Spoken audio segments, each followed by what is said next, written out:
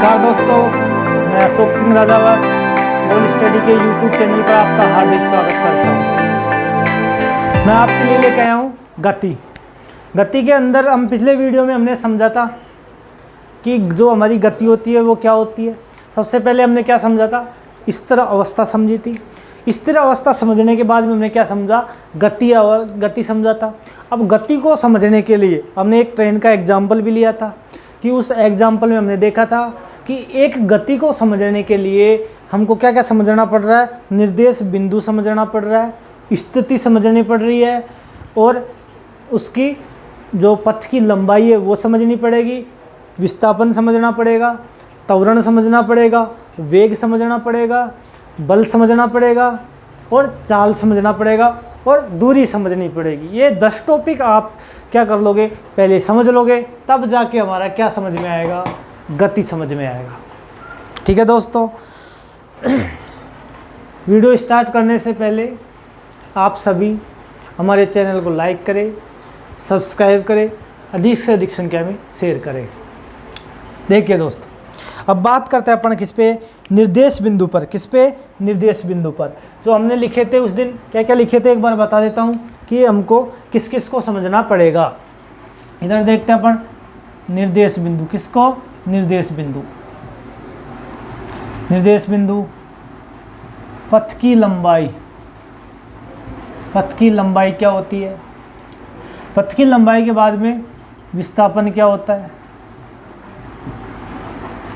ठीक है, निर्देश बिंदु समझना पड़ेगा, पथ की लंबाई, विस्थापन 3,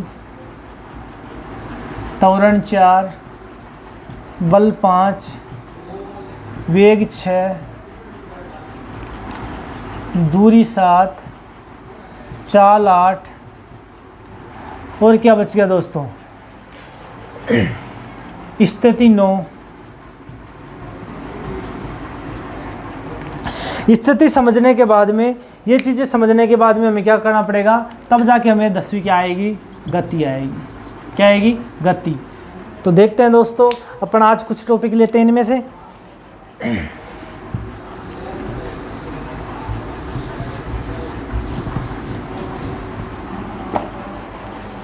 हम बात कर रहे हैं अब निर्देशन बिंदु की। किसकी, निर्देशन बिंदु की।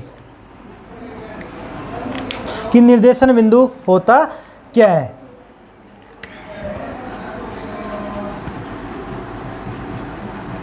निर्देश बिंदु, ये ऐसे ऐसे वर्ड है जिनका हमें अर्थ पता नहीं होता है। देखो, इन बिंदुओं का अर्थ पता नहीं होगा तो फिर हमारे समझ में नहीं आएगा। ठीक है, तो निर्देश बिंदु क्या होता है कि किसी निर्देश तंत्र में, किसमें, किसी निर्देश तंत्र में किसी कण की कोई भी हमारा निर्देश तंत्र है, उस निर्देश तंत्र में किसी कण की मूल बिंदु से दूरी। किससे, मूल बिंदु से दूरी। माना हमारा मूल बिंदु यहाँ पे है, ये अजमेर में हमारा मूल बिंदु है। क्या है, अजमेर में हमारा मूल बिंदु है। इस मूल बिंदु से जो हम दूरी तय करते हैं, जयपुर गए, अजमेर से जयपुर गए, इस तो हमारा मूल बिंदु क्या था, अजमेर था। क्या था, अजमेर। इस मूल बिंदु से हमने जो दूरी तय की, क्या की, दूरी तय की, कितने किलोमीटर की, 135 किलोमीटर। क्या की, दूरी तय की। यह किसके सापेक्ष की, समय के सापेक्ष। किसके सापेक्ष की, समय के सापेक्ष। तो हम क्या कहेंगे, यदि कोई वस्तु या कोई कण जो एक बिंदु से या अपने मूल बिंदु से किसी निश्चित बिंदु पर क्या करता है, दूरी तय करता है, तो उसे क्या कहते हैं, निर्देश बिंदु। उसे क्या कहते हैं, निर्देश बिंदु।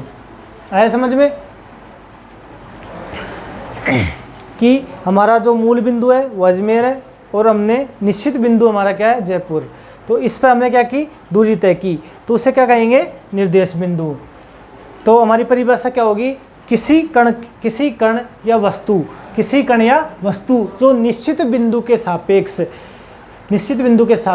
जो दूरी तय करता है उसे क्या कहते हैं, निर्देश बिंदु। क्या कहते हैं, निर्देश बिंदु। अब बात करते हैं अपन कि यदि किसी एक लाइन आती है निर्देश बिंदु में कि यदि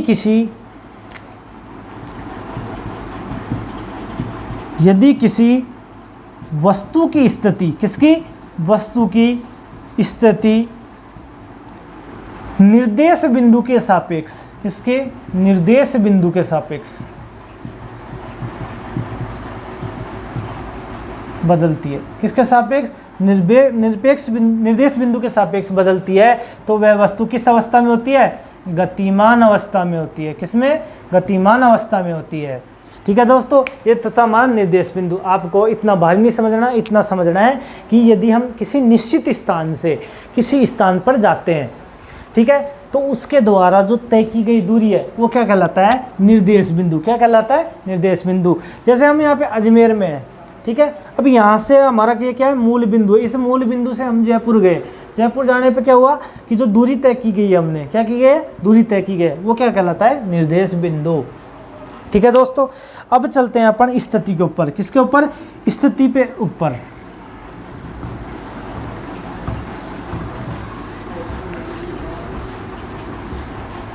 कि स्थिति क्या होती है।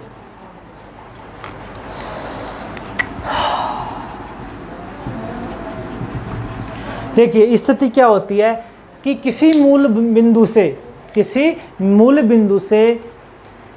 बिंदु तक तय की गई दूरी क्या कहलाती है, स्थिति कहलाती है। ठीक है, हमारा यहाँ पे कोई मूल बिंदु है, ये इस बिंदु से लेकर इस बिंदु तक हम गए हैं, तो इसके द्वारा जो ये दूरी तय की गई है, क्या की गई है, दूरी, इसे क्या कहेंगे, स्थिति। क्या कहेंगे, स्थिति।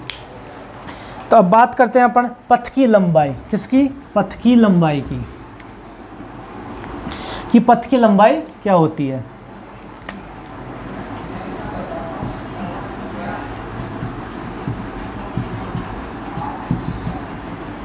पथ की लंबाई क्या होती है। देखो, हम किसी भी स्थान से जाते हैं, क्या करते हैं, हम किसी भी एक स्थान से जाते हैं, किसी भी एक स्थान से जाते हैं, तो हमारा जो हम कहाँ से कहीं पे जाते हैं, ठीक है, तो एक स्थान से अपन जाते हैं, ये कोई हमारा ए स्थान है, हमको इस बी स्थान तक जाना है, फिर हमको इस सी स्थान पर जाना है, फिर इस स्थान से में इस डी पर जाना है। ठीक है दोस्तों, इस पे जाना है, इस ए से हम बी पे गए, बी से सी पे, सी से डी पे गए। तो ये तो हमारा क्या हो गया, प्रारंभिक बिंदु। कौन सा बिंदु, प्रारंभिक बिंदु। ये क्या हो गया, प्रारंभिक बिंदु। और ये हमारा क्या हो गया, अंतिम बिंदु। क्या हो गया, अंतिम बिंदु। हम इस प्रारंभिक बिंदु से और अंतिम बिंदु तक जाते हैं।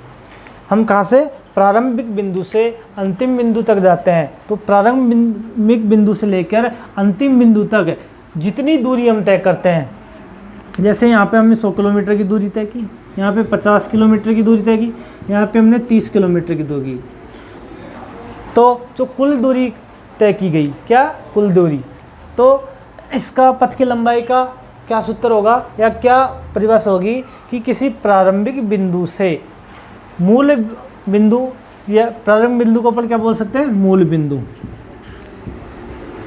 किसी प्रारंभिक बिंदु से या किसी मूल बिंदु से अंतिम बिंदु तक तय की गई दूरी क्या कहलाती है, पथ की लंबाई। अब यहाँ पे पथ की लंबाई की बात कर रहे हैं,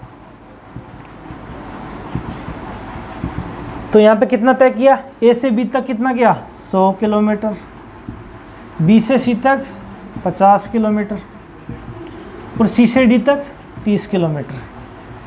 कितना हो गया दोस्तों, 100, 150, 180 किलोमीटर है। तो पथ की लंबाई कितनी हो गई, 180 किलोमीटर। ये क्या कहलाता है, पथ की लंबाई कहलाता है। अब आगे चलते हैं दोस्तों, दूरी पर। किस पे, दूरी पर।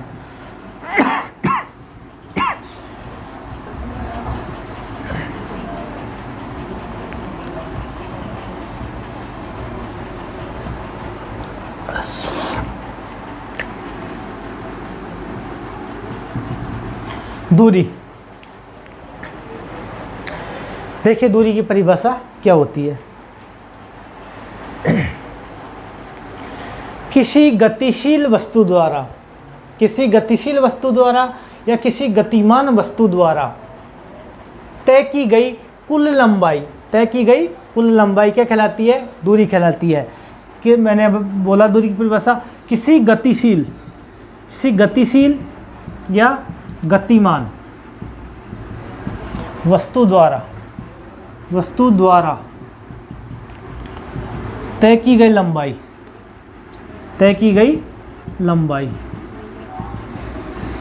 क्या कहलाती है? दूरी कहलाती है। क्या कहलाती है दोस्तों? दूरी कहलाती। गतिमान का हम अर्थ पढ़ रहे हैं कि जो गतिमान होता है उसका मतलब वो गतिशील है, एक स्थान से दूसरे स्थान पर गति कर रही है। तो तय की गई लंबाई ये है। यहाँ से हम यहाँ पे गए, यहाँ से हम यहाँ पे गए, यहाँ से हम वापस यहाँ पे आए, यहाँ से हम यहाँ पे आए, यहाँ से वापस यहाँ पे आए। ये बी हो गया, सी डी ई हो गया। यहाँ से हमने 10 किलोमीटर की लंबाई की, यहाँ से 15 की, यहाँ से 20 की, यहाँ से 15 की, ये 10 किलोमीटर। ये 10 किलोमीटर, ये 15 किलोमीटर। तो कुल कितनी दूरी तय की कर ली हमने? 10 और 15 25 और 20 कितना हो गए? 45 और 15 60 और 10 70। कितनी दूरी तय की? 70 किलोमीटर। कितनी? कि हमने टोटल 70 किलोमीटर की दूरी तय की गई है। तो ये क्या कहलाएगा? दूरी। मतलब किसी गतिशील वस्तु द्वारा, हम यहाँ पे थे पहले, इस गतिशील वस्तु द्वारा क्या हुआ कि हमने इस गतिशील वस्तु द्वारा एक स्थान से दूसरे स्थान पर, या मतलब गतिशील स्थान द्वारा किसी गतिशील वस्तु द्वारा तय की गई संपूर्ण दूरी या संपूर्ण लंबाई। अब इसने कितनी लंबाई तय की हमने? ये क्या कहलाएगी? दूरी कहलाएगी। क्या कहलाएगी? दूरी। देखते हैं दोस्तों अब दूरी। अब दूरी कौन सी राशि है? दूरी कौन सी राशि है? दूरी राशि है अदिश राशि। कौन सी राशि है? अदिश राशि। अब हमने पुराने वीडियो में पढ़ा था सदिश राशि और अदिश राशि कैसे होती है, अदिश राशि कैसे है। दूरी कौन सी राशि है? अदिश राशि। अब इस दूरी का मात्रक क्या होता है? मात्रक क्या होता है? मीटर। क्या होता है? मीटर। ठीक है दोस्तों, ये थी हमारी दूरी। अब बात करते हैं जो हमारे स्वचालित वाहन है। कौन से वाहन?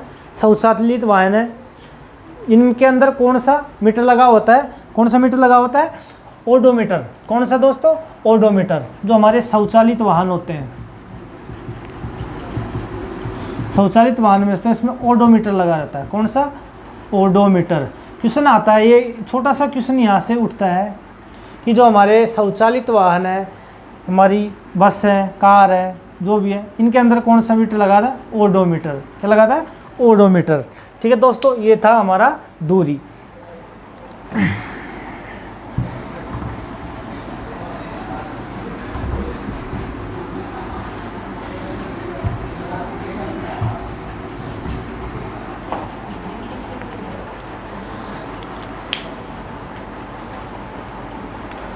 अब हम बात कर रहे हैं किसकी? विस्थापन की। किसकी? विस्थापन की। कि विस्थापन क्या होता है? देखिए दोस्तों, विस्थापन क्या होता है। हमने पढ़ा था कि कोई भी वस्तु है, क्या है? कोई भी वस्तु है, वह वस्तु एक स्थान से दूसरे स्थान पर जाती है। क्या करती है? उस स्थान पर जाती है।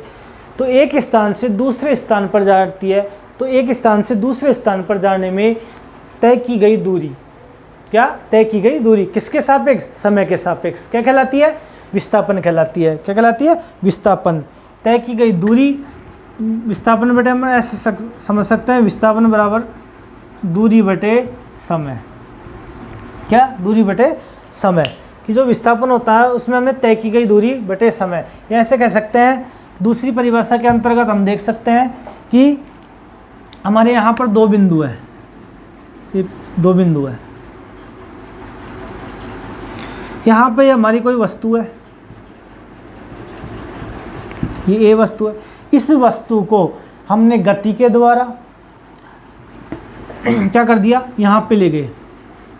ये हो गया हमारा प्रारंभिक बिंदु। कौन सा? प्रारंभिक बिंदु। ये हो गया हमारा अंतिम बिंदु। ये कौन सा बिंदु? प्रारंभिक बिंदु। ये हो गया अंतिम बिंदु। तो किसी वस्तु को गति के द्वारा प्रारंभिक बिंदु से अंतिम बिंदु तक ले जाया जाता है। तो इन दोनों प्रारंभिक बिंदु और अंतिम बिंदु के बीच की जो दूरी होती है उसे क्या कहेंगे? विस्थापन कहते हैं। क्या कहते हैं उसे? विस्थापन कहते हैं। एक बार परिभाषा वापस देखिए, यदि किसी वस्तु को गति के द्वारा उसके प्रारंभिक बिंदु से अंतिम बिंदु तक ले जाया जाता है, तो क्या प्रारंभिक बिंदु से अंतिम बिंदु तक ले जाया जाता है, तो प्रारंभिक बिंदु और अंतिम बिंदु के बीच के अंतर को क्या कहते हैं? विस्थापन कहते हैं। क्या कहते हैं? विस्थापन। जैसे हम अपन एक एग्जाम्पल लेते हैं विस्थापन का। क्या लेते हैं? एग्जाम्पल लेते हैं।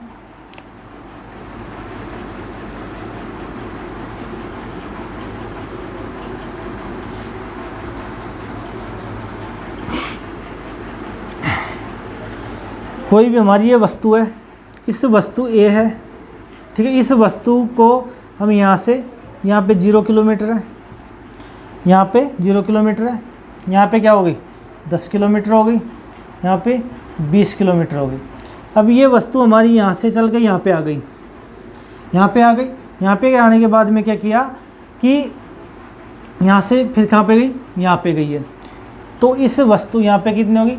20 किलोमीटर, ठीक है दोस्तों। तो हमारी ये तो क्या होगी? कुल दूरी, टोटल इसकी दूरी कितनी होगी? 20 किलोमीटर, कुल दूरी 20 किलोमीटर।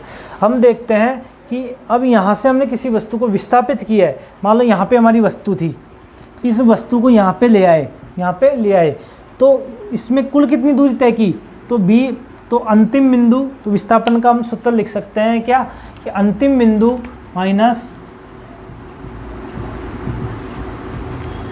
माइनस प्रारंभिक बिंदु बटे समय, क्या हो जाएगा? विस्थापन का सूत्र हो जाएगा। अंतिम बिंदु कितना किलोमीटर है? 20, और जो हमने यहाँ से कितनी दूरी तय की? 10, कितना हो जाएगा? 10 किलोमीटर। क्या हो जाएगा हमारा? 10 किलोमीटर विस्थापन हो जाएगा। कि जो हमने विस्थापन किया है वो कितना किया है? 10 किलोमीटर का किया है। तो अब बात करते हैं विस्थापन के और चरणों के बारे में। कि विस्थापन कैसी राशि है? जो विस्थापन है, विस्थापन ये सदिश राशि है। कौन सी? सदिश राशि, सदिश राशि है। और इसका मात्रक होता है, क्या होता है? मीटर। क्या होता है? मीटर। अब बात करते हैं कि जो विस्थापन होता है, विस्थापन क्या धनात्मक भी हो सकता है, ऋणात्मक भी हो सकता है और शून्य भी हो सकता है। जो धनात्मक, जो हमारा विस्थापन है वो धनात्मक भी हो सकता है, ऋणात्मक भी हो सकता है और शून्य भी हो सकता है। ठीक है दोस्तों। एक आता है जो विस्थापन होता है, क्या विस्थापन होता है, उसमें जो दूरी, जैसे देखते हैं अपन विस्थापन, उसमें दूरी और विस्थापन है, इन दोनों का जो अनुपात होता है हमेशा 1 या 1 से कम आता है। क्या आता है? 1 या 1 से कम आता है। दूरी और विस्थापन है, इन दोनों का अंतर, दूरी और विस्थापन का अनुपात है। क्या अनुपात? क्या आता है? 1 से कम। जैसे दूरी बटे विस्थापन का जो अनुपात है या तो 1 आएगा या 1 से कम आता है। ये था हमारा दोस्तों आज का टॉपिक विस्थापन। तो आज हमने क्या क्या पढ़ा?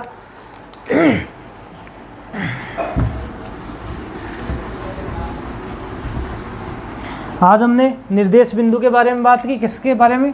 निर्देश बिंदु के बारे में बात की, निर्देश बिंदु के बारे में बात की, और पथ की लंबाई के बारे में बात की, दूरी के बारे में बात की, और बात की विस्थापन के बारे में। इसके बारे में, विस्थापन के बारे में। ठीक है दोस्तों, आज के लिए इतना ही, और आगे का हम पढ़ाएंगे अगले नेक्स्ट वीडियो में। धन्यवाद।